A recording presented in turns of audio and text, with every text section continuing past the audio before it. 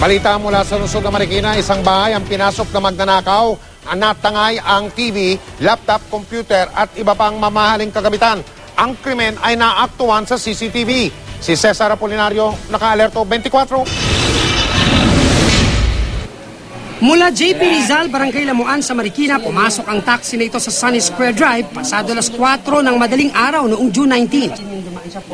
At pumarada ang taxi sa tapat ng bahay ng biktima.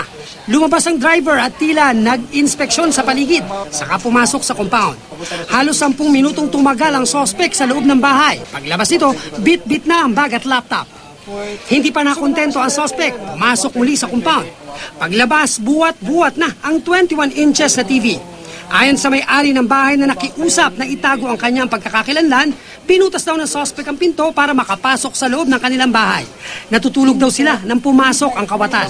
Pero yun ang nangyari, binutas para masungkit yung lock sa loob. Okay. So kasi sir, ito lang ho yung nakalock sa amin. Tignan natin, yung sungkit niya bale. Yes sir, kasi ito lang ho yan eh.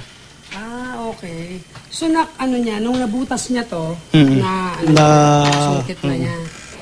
Hinala ng biktima, may kasama pa ang sospek. Kapansin-pansin daw kasi ang pagbukas ng pinto ng taxi pagdating ng sospek. Kapitbahay ng biktima, ang may-ari ng CCTV. Kita sir sa video na mayroong nagbukas ng pinto sa backseat. So ibig sabihin meron siyang accomplice? Meron ho siyang kasama sir, sigurado ho yan. May sakay yung kotse, dire-diretso na ho silang umalis. Cesar Apolinario, nakatutok, 24 oras.